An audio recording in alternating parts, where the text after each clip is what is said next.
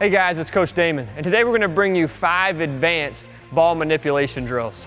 If you watch guys at the highest level, if they can touch it, they can handle the ball in that area. And what I mean by that is if they're reaching all the way across their body or if they're fully extended, wherever their hands can reach, they can touch. And because of that, they have the ability to manipulate their ball anywhere across their body. So if you're trying to be shifty and you're trying to shake defenders, if you're playing right in a straight plane and the basketball is always in one spot, you're going to be very, very easy to guard. But if I've got somebody who's watching even my midsection in the ball, if I'm able to manipulate to this spot, that's going to shift them before I come back here.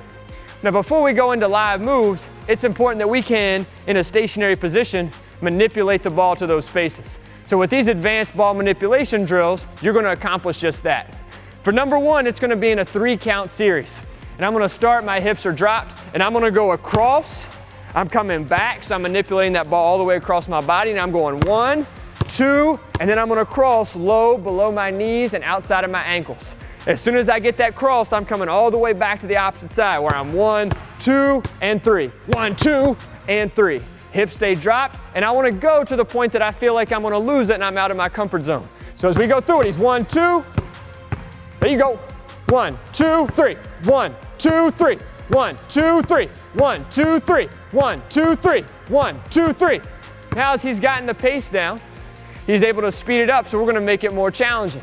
So with our second drill, as opposed to 1, 2, and 3, he's going to go across the cone. He's going to bring it all the way back, just like if he was going to pound it at his knee, and then he's going straight into that cross. So as opposed to 1, 2, and then 3, he's just going 1, back, 2. 1, back across the cone, and 2. Now it's easy to cheat this drill if you just go 1 and 2 and stay right to one side of the cone. So I want to make sure that I go left foot, back to that right foot, and then I'm crossing underneath in that same manner. So if he goes through it, he's 1, 2, 1, 2, 1, 2, 1, 2. He's all the way across, low and crossed. All the way across, manipulating that basketball. Notice how the crossover's low and below his knees every single time. Now as we progress through, our next progression is we're going to go back to that 3 count. Our hips are dropped, and I'm going to go 1, 2, 3 is going to be a quick through with my feet staying stationary. So a more advanced move, but I'm still manipulating that ball. But you're going to find, since I go through and I'm picking up that ball behind my foot, it's going to be more difficult to manipulate it all the way across. But again, I'm 1, 2, all the way through. 1, 2, all the way through. 1, 2, all the way through. So if he goes through live, 1, 2, hard through. 1, 2, hard through. 1, 2, hard through.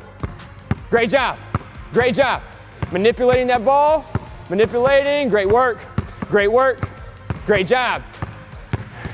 Just like with the crossover, our next progression is going to be the same thing with a 1, 2 count. Just like with the cross, we want to try not to go across and then straight through. I want to go across the cone, come back to that strong side, and then go through my hip. Challenge yourself to manipulate the ball from knee to through. Knee to through. Ready? So 1, through. 1, through. 1, through. Great job. Great job. Great manipulation. Great job. Great job. Great work. Now for our very last one, this is where we're going to let you have a little bit of fun. And we are going to go straight across. So it's just going to be 1 manipulation as opposed to 2. But every time I go across, I'm then going to get into a move and a counter. So the ball is always going to end up in my right hand. So I'm going to be 1, 1, 2. 1, 1, 2. With whatever move and counter I want. 1, move, counter. 1, move, counter. Same principles that we've had the entire time. Manipulate it across, pull it back, then get into that quick counter. Let's take a look at it live. 1, move, counter. 1, move, counter. 1, move, counter. 1, move, counter. 1, great job. Great job. Notice his hips stay dropped, eyes are up. He's manipulating that ball. Great job. Great work. Great work. We talked a lot in the past about how if we want to do something in the game, it's a process. And there's stepping stones. If you want to be shifty and you want to shake your defender, if you can't manipulate the ball stationary, it's going to be difficult to jump into a game and be able to do it. Or even able to jump into a one-on-one workout and do it. So as I'm here, I'm working on that manipulation. And then I would add where I do this live. And then come game time, it's going to be much easier to shift defenders with that in and out or pull to my pocket and make a move. So I work on it here stationary, I take it live, and by the time game time's here, it's very easy to manipulate not just the ball, but your defender. Hey guys, it's Coach Damon, and today we're gonna bring you 3 great drills to work on shooting against pressure. A lot of times we get questions, what drills can I do by myself to work on shooting against pressure? And in reality, until you add a defender, it's gonna be very difficult to simulate playing against a defender or playing against somebody who's making a live reaction against you. So in this series today, this can be a teammate, this can be a coach, you can have your mom or dad rebound for you and they can be this defender. But we're gonna add that live defense to challenge you to be able to make shots against pressure. Now in our first drill, we're gonna call this triple threat quick draw. And our coach here is gonna have his hips dropped and his hands are gonna be right beside his hips. So he's basically in a normal defensive stance without his hands out or up. He can be in as athletic of a stance as he wants to. Now the offensive player is gonna be a little bit more than arm's length away. He's gonna have the ball in triple threat. Now as soon as he goes to shoot, the defender is gonna try to block his shot. Now since his hands are already in that shot pocket, the defender's hands are at or below his hips, he's already at an advantage. You're not gonna face a defender in a game more than likely who has their hands here. But because he doesn't have to worry about a shot fake, he doesn't have to worry about a drive, he is able to explode and give all that he can to try to block the shot.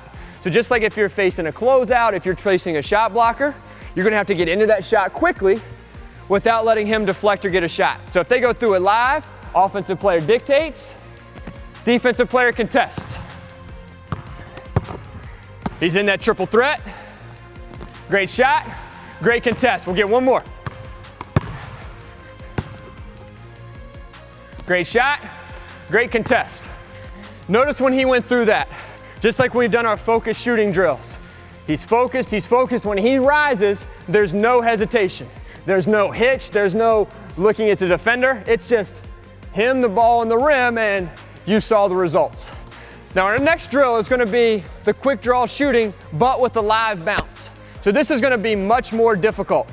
This time, as opposed to just being an arm's length, we're gonna be 2 arms lengths away from the defender. So if you've got a partner, we're both gonna put our arms out, we're basically finger to finger. So we've got a little bit more space to work with. Our offensive player is gonna start with the ball. And you can use any dribble move that you want to, and as soon as you go through or cross or go behind, the defender is gonna try to block your shot. So if I was with coach here, I'm through and I go to shoot as soon as I get out of that move. This time it's gonna be much more difficult, but as soon as he sees me start crossing that ball across my body, he can contest. This one's gonna be very, very challenging. And it's not only gonna challenge you to shoot under pressure, it's gonna speed up that move and that pickup. Let's take a look at it live. Live dribble, quick move, big shot, great shot. Let's get one more. Great job, and great shot. Notice how intentional and how sharp he was with his dribble moves. There's no slow to go, it's hand, floor, hand, pick up, and shot. Our last drill is gonna be a quick pickup drill. And we're gonna have a defender again. The offensive player is gonna start slightly in front, about an arm's length in front of the defender. Now as an offensive player, we're gonna work right in this plane. So what I mean by that is I'm not going to the rim, I can't wheel away from the basket, I'm working straight across free throw line extended. Now I'm gonna have a live dribble, and as soon as I start and move my feet, the defense can move. With me being able to only work in this plane, my goal is to get to a spot and get into that pull-up before he's able to block my shot.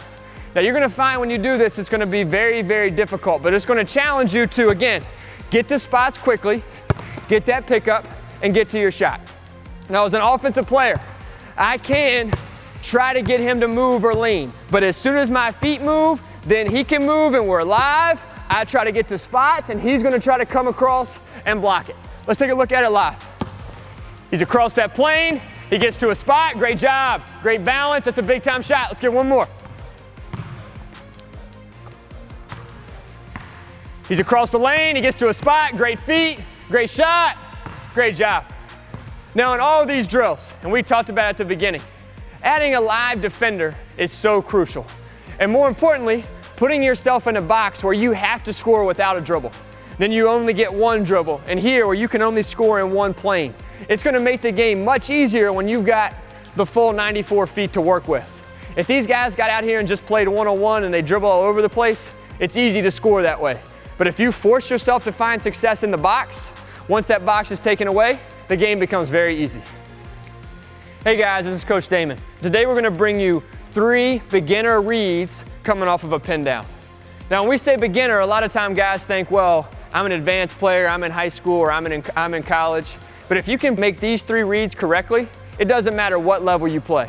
You watch the highest level guys, high level, high major Division I players and NBA guys, these same reads they're making over and over and over again in games. You watch Klay Thompson, JJ Redick, Kyle Korver, guys who are coming off of pin downs, and it's curl, straight cut, and flare over and over again.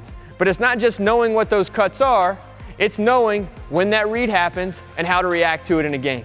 So our first read we're going to go over is going to be a curl. Now if coach is on offense and we've got this tight pin down being set, if I lock and trail on his outside hip, so if I'm here, I'm obviously giving up space to the middle of the court. So we're going to assume that the hedge man or the man guarding the screener is locked pretty tight and he's not doing any type of hedging or taking anything away. But if I lock and trail on that outside hip, if he tries to go to the corner or if he straight cuts, that's going to be taken away. But if he curls tight, there's no way for me to get through this space. Now notice as he came off, he was tight where he was literally making contact with the screener's back. If there's any type of space and I'm a good defender, if I see that, I'm gonna step through that. So I lock and trail, I'm on his outside hip as a defender, but he's tight, ball's coming from the top of the key, and as tight as he is, there's no way I can get through. With no hedge, he's gonna have a lot of space to the middle of the court. Now obviously, if we think about where we're going here in a second, if I predetermine where I'm gonna go, if the defender comes high and he's already decided he's gonna curl, he's coming right into the space that I've taken. So it's not something that you can decide here. Once the game starts, it's something that you have to react to once the screen is set. Now our second read and cut is we're gonna call a straight cut.